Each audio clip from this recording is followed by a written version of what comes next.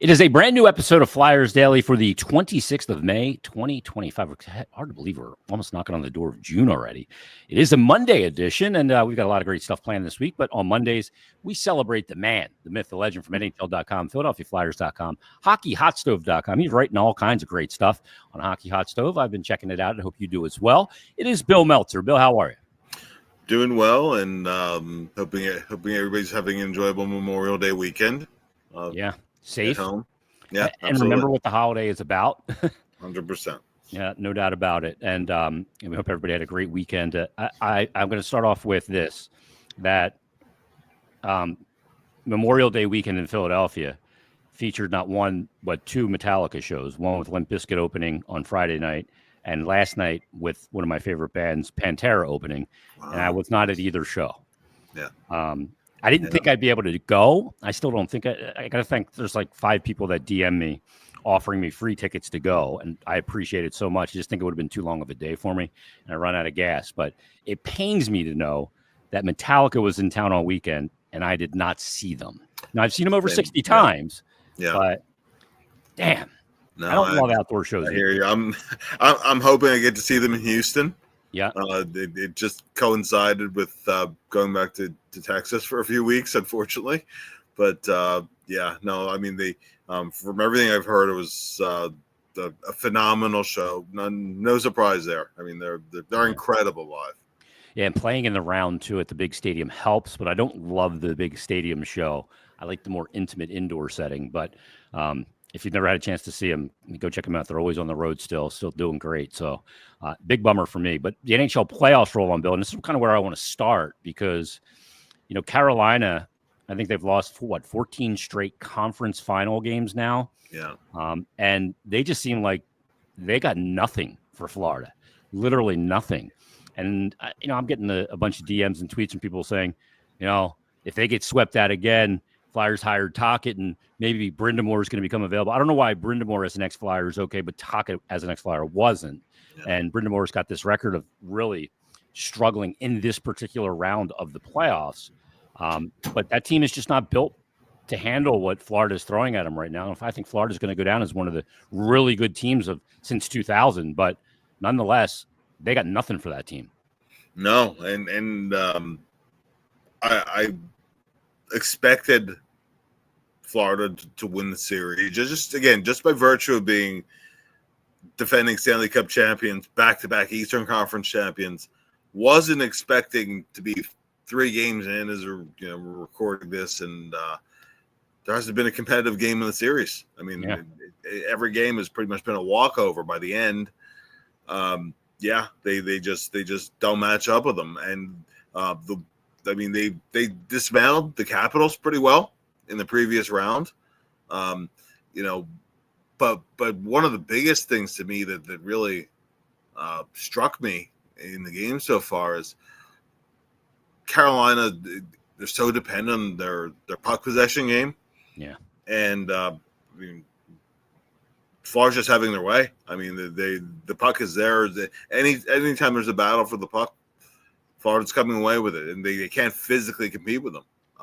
Plus, I think it also speaks to where while Carolina's a deep team and it's a talented team, they don't have game breakers the way that the way that the Panthers do. So it's it's hard to look at that series and right now I'm not expecting to go 6. So no, there's going to be a sweep. I mean, especially coming back to Florida. Yeah. When they lost 1 and 2 at home, that was that really said it all. But I mean, at this point, honestly, if it goes 5, it's an accomplishment for them. So.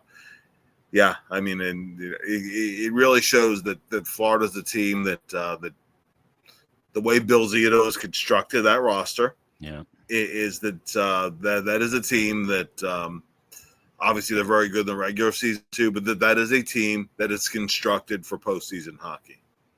Yeah, Bill, let's talk about that for a second because the Flyers are in this phase of their rebuild. It's the build phase.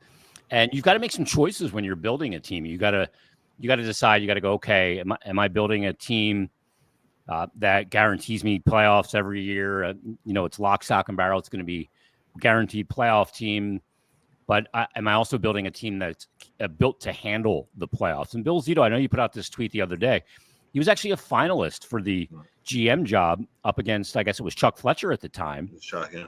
And look, Bill didn't come in with this big resume of being an executive. He was an assistant GM coming from the agent ranks and the lawyer ranks, which I always think is very interesting because nobody knows value of players and what teams value around the league more than an agent, a player agent. Well, yeah, and the thing, the thing with Zito too was that he made his reputation as an agent by he would identify players who generally were undrafted, lesser known, or they were taken late in the draft, who we thought, from this is a guy I think is going to make it, who's going to be an impact player in the NHL, just flying under the radar.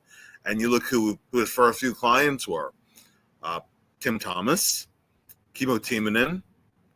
Who else did he have? Brian Rafalski. Yeah, was one of his. Ville Leno was one of his. And these were guys he identified, saying, these are guys I think could be players. And then when he switched sides over to the management side, I mean, you could see how he put a lot of that knowledge to work. He had an eye early. Yeah. No, exactly.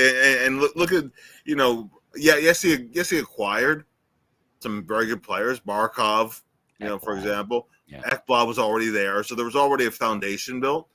But you look at a guy like Carter Verhaeghe, who was a guy who was a waiver pickup, and became an impact player after they picked him up. Forsling, yeah, and I got Forsling's another example of a guy who was just kind of not highly in demand, and went and he made an impact. Let's see.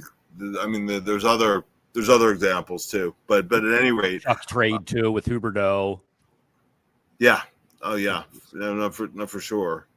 So that trade with Calgary. And he wanted a player and he went and he got him. That's the Tkachuk trade. A lot of those elements of what the Flyers had always done, where they made some bold moves. Yep. But they also found guys who were flying under the radar a little bit. And again, I have nothing against Chuck. Chuck was always good to us in the media. A nice man. Knows his hockey and and all that. But there's a reason why they're a win away in Florida from their third consecutive Eastern Conference championship, but there are things you can learn from it too. Yep. There are the things that other organizations can emulate that they can work to their own benefit. So I think in the kind of players you target, but also not just homing in on a particular. It's the elite guys necessarily, right? Sometimes we brought up the example with Tampa and Braden Point. It's not always those first-round guys. A lot of times it's those guys who make an impact who are not first-round picks are the ones who end up setting an organization apart from some of the other ones in terms of the quality of depth that they have as an organization. So, when you're about to win your third straight conference championship, obviously you've done a lot of things right and they've earned it. So yeah, they've been unbelievable. The signing of Bobrovsky when he goes to free agency after leaving Columbus. I look at even just the Marchand trade. I thought it was a brilliant move. He's fit in there beautifully. They're shooting rats at him now after Gostisbehere tried to peg him with him with a puck. Shut the puck at him, yeah. Yeah, I mean it's a team that I look at and I just go, wow, there's so much to like about that team, and they control every inch of that ice. Other teams try to get you to play their game. Florida doesn't let you. They force you into their game, and they're going to be a really tough out for whoever they face in the Cup final. Looks like to me it's going to be Edmonton again, which I think will be fascinating. Obviously, Edmonton a very good team as well, but I think there's a lot to learn from that Florida Panthers team, which leads me to the next point of conversation. Obviously, the Leafs got bounced, and Mitch Marner's contract is up. John Tavares' contract is up. I saw some chatter that should the Flyers sign Tavares, and to me that'd be the ultimate, You're signing one of the best available, but you're not signing the best. It's penny wise and pound foolish. And timeline doesn't fit, doesn't make any sense to me. But the one that's been hotly debated on social media, and there's certainly good talking points for and against going after Mitch Marner. Now, Vegas has the Flyers, Bill, as the second best odds to land Marner, only behind Chicago, who obviously needs to add talent around Connor Bedard as well. The issue is that Mitch Marner is a right winger. And people look at it and say, well, you're telling me you got to keep Owen Tippett because you don't want to sign a 100-point guy? Well, there's also, the money that's going to go to Mitch Marner. He's not taking a discount from his 11.9 that he's making now. He's looking for a raise in a significantly rising cap NHL. He's not taking a cut rate deal to go to a team that he's not even sure is going to win at this point. Where do you kind of position yourself on this Mitch Marner situation for the Flyers? Some people say move him to center. He played center in junior. So did Giroux, and they moved to. But he hasn't played center in the NHL, and I think there's a reason for that. And it's not just because you have Matthews and Tavares at all in Toronto. No, and he's he's a very good two-way winger, but it's different thing than being a center. The different set of responsibilities. He belongs on the wing, and and right wing particularly. I mean, the Flyers have. How much money are you going to commit to basically one position on the ice? And long term, the Flyers are going to need still the high end center, particularly. I think when you add in the $13 million that it would realistically take to sign Marner, if it's a sign and trade, an 8-year deal. If it's straight up as a free agent, a 7-year deal, but you're talking $13 million, and then you add in Konechny, and then you add in Owen Tippett, who's not likely to be traded. Now is it possible Tippett is moved? Anything is possible, right? But he's not a guy they're planning on shopping. I think from the general consensus in the organization is that. He wasn't quite the same after the injury this year, and that's a lot of going kind of cold. In the latter third of the season, it's chalked up to that. Some of it's the adjustment, a couple of friends being traded, but really it was mostly a physical issue. Plus the fact that he is kind of streaky, as a lot of goal scorers are. But everybody I talk to in the organization still think that Tippett can be that 30-goal guy that we talked about coming into the year. It's time for him to do it.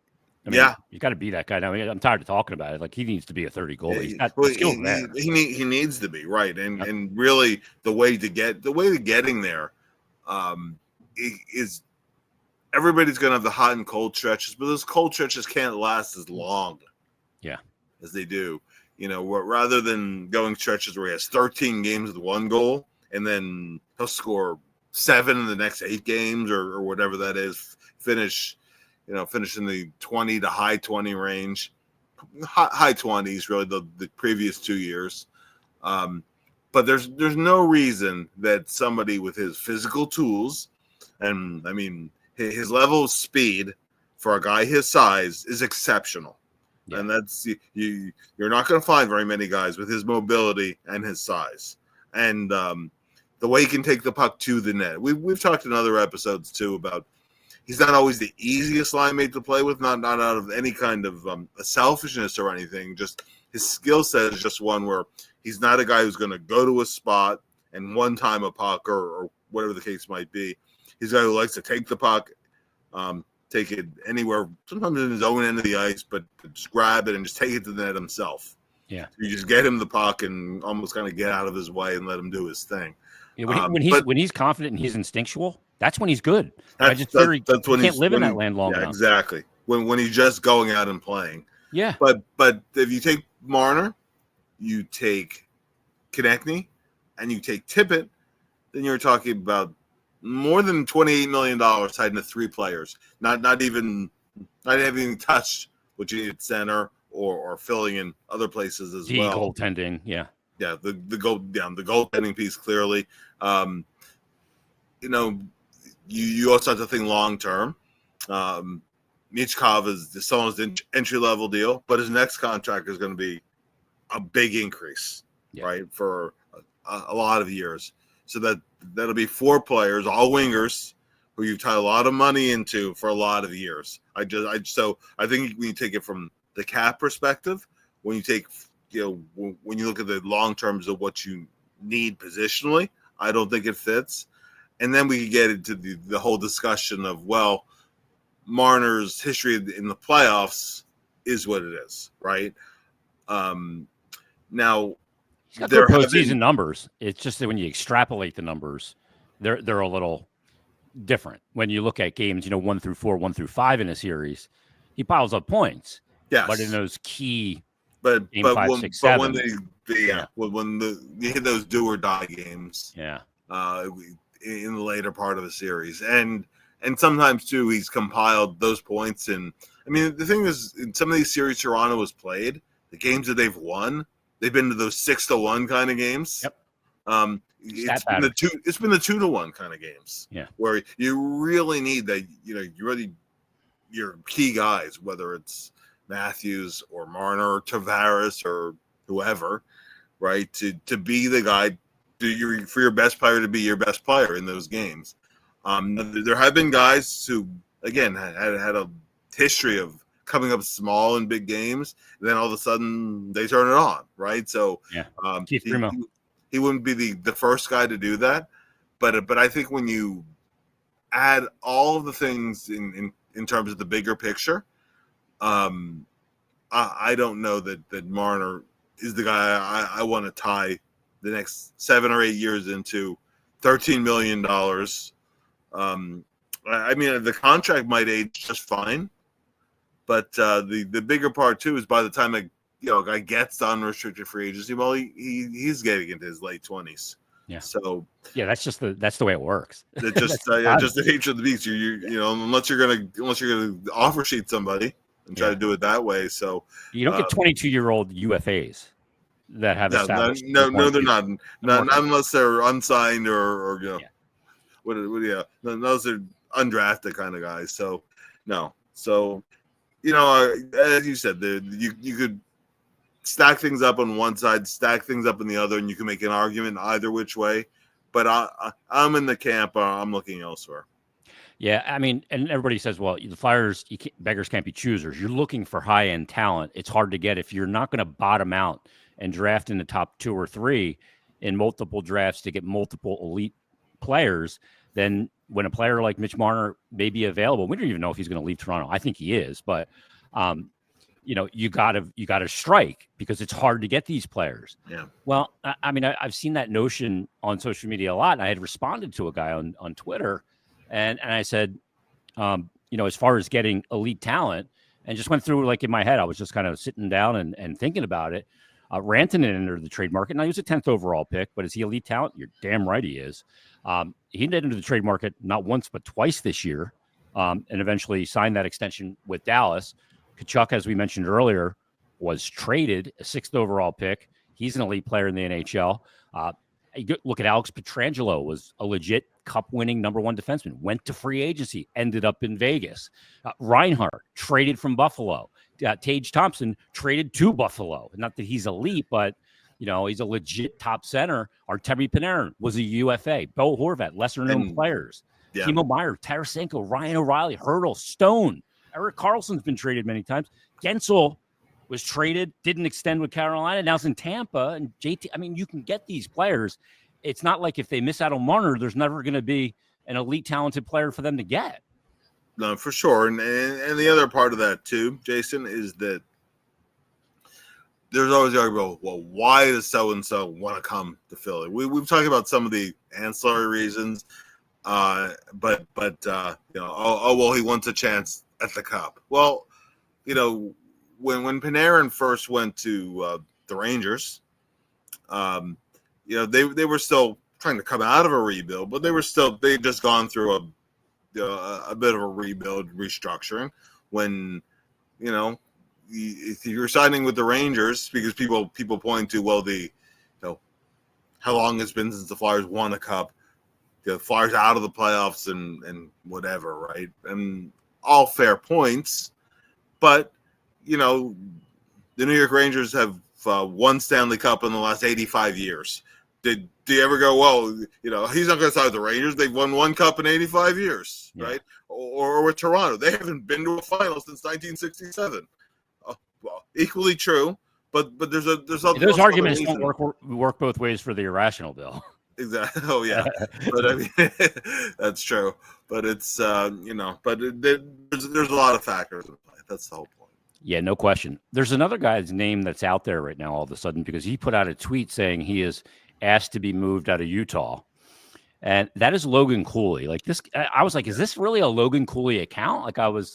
Is this real? I mean, you're looking at a guy, 3rd overall pick from the state of Pennsylvania, Pittsburgh, born and raised kid.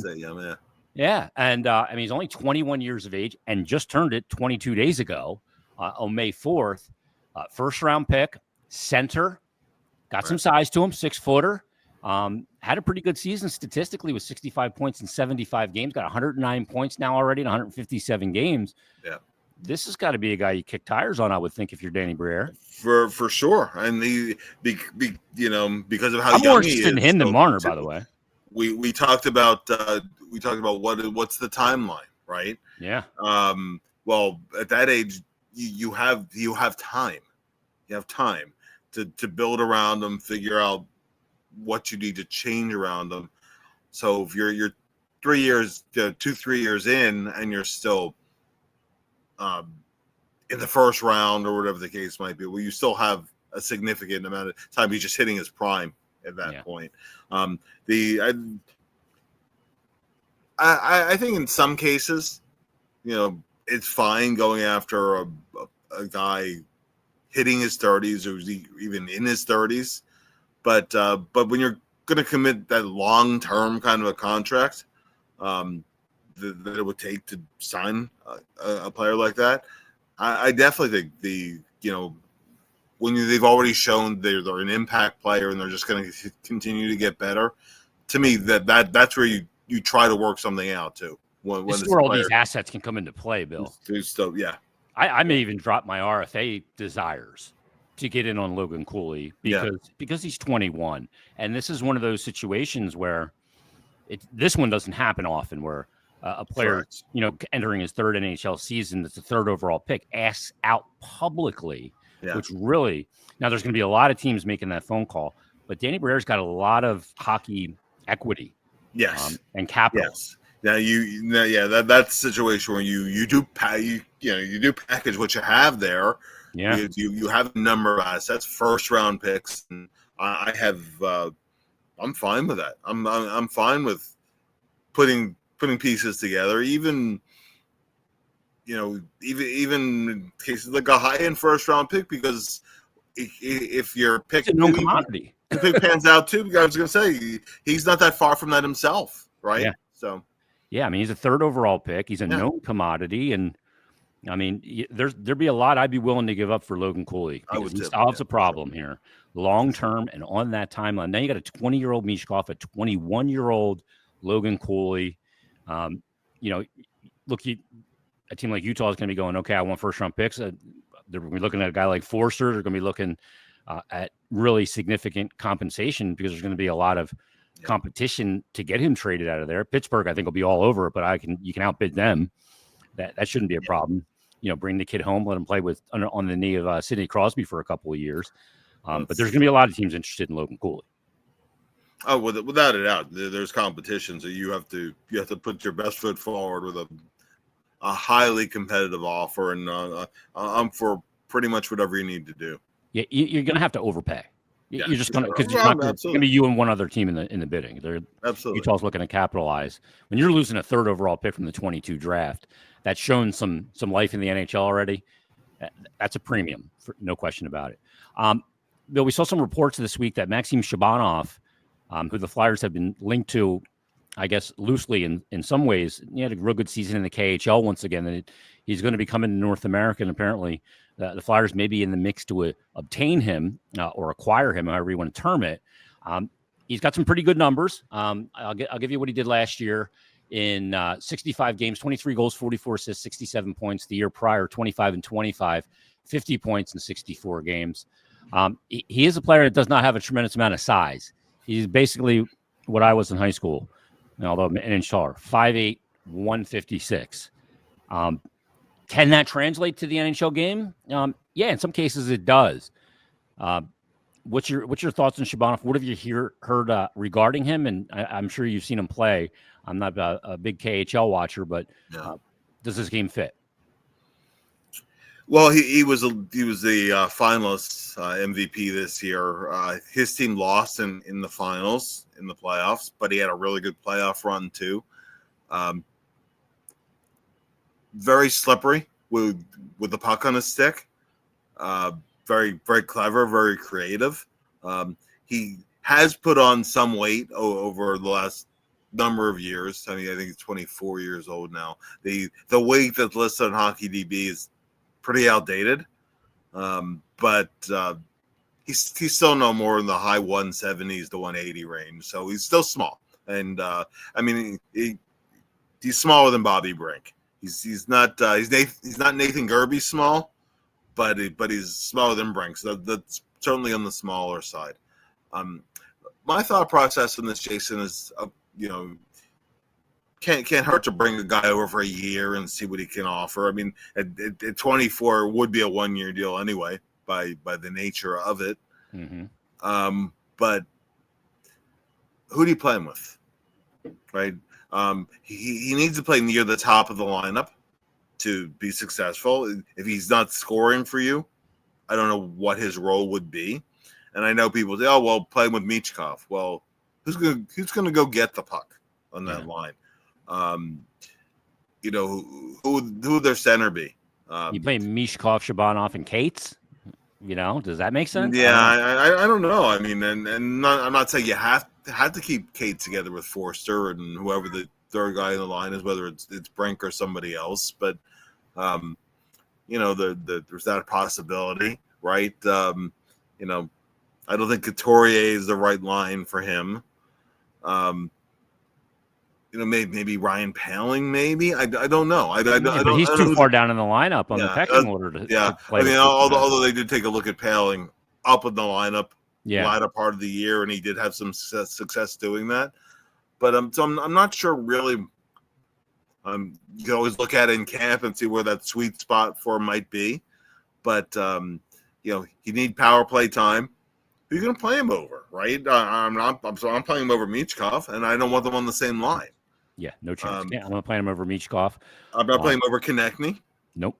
So I'm not sure where the right spot in the lineup for him is. You can't put Konechny, Mishkov, and Shabanov on a power play. It's 2-3 like kind of guys. You have power plays like anything else. You have to have guys that do certain things. You have to have a guy that is your 50-50 guy when a puck becomes loose. You can't have all just three water bugs basically. So no, for sure. I mean, he's an intriguing name. If the Flyers were to sign him, I'd say okay, worth a look. See where you go with it. Maybe you are open to moving a Bobby Brink in that case. I'm not sure I want Brink and Shabanov in the same lineup. Yeah. So I'm not really sure. If things play out where there's an obvious fit for him, great. But but just because a guy put up numbers in the KHL doesn't mean he's going to do it in the NHL. Some guys do, many don't. It's really case by case. And then he has to fit in the mix that you're putting together too. So certainly worth discussing. But I'm stopping short right now. Okay, absolutely go get this guy.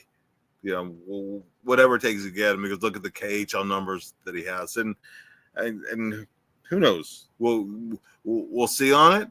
But it's something where I have a few reservations. Yeah, I mean, they're walking a really fine line if you do it. We're looking at the playoffs. Look at Florida. I mean, you got to have some size. You need size. You just do. I'm not saying to people you can't have small players. You can, but you also got to have some guys that are big and play a big type of hockey to have success in the playoffs. Now we're talking about the playoffs. Flyers haven't even made the playoffs. We're not talking about a cup run right now. Yeah, we'll sort those things out as the Flyers go. Sam Bennett's another name that's out there free agency wise. I know Kevin Kirsch from The Athletic wrote an article that while Marner doesn't make sense, Sam Bennett does. The thing I worry about with Bennett is players of his stature, when they drop off big. They don't have the half a step or step to lose because of the way they play. He's got a lot of hard miles on him. And I think he's going to capitalize on this market so much. I wouldn't be surprised if he gets $9 million. Yes. I remember Lucic got that 7x7 that one year. Right. And he couldn't do anything. And how does the contract age? Oh, his aged horribly. It looked like he was carrying a refrigerator up the ice. Dropped off a cliff, and then you got a lot of years and a lot of dollars committed. Yep. I love Bennett. That's where I love Bennett. Some of those reservations too. The real trick here is not signing Sam Bennett. It's finding the next Sam Bennett. Yeah. That's we were talking at the top of the show about Bill Zito and things that he's done that have kind of set him apart from other general managers. Well, he's been a step ahead of a lot of teams because he is. All right, we seem to have lost Bill Meltzer. His internet froze, and what you don't know is that I just sat here for about 4 minutes, and Bill's network at the home has gone down. So thanks to Bill Meltzer for joining us on this Mondays with Meltzer episode. Read his work at PhiladelphiaFlyers.com, NHL.com, and check out the all-new HockeyHotStove.com as well. Playoffs will continue this week. We'll continue to discuss them. Also on Wednesday, we will get back into our Flyers Exit Day interview series. Also have some responses to my ground rules for Phase 2 of the Flyers rebuild. We'll get into that on Wednesday's episode. So join us then on a brand new Flyers Daily.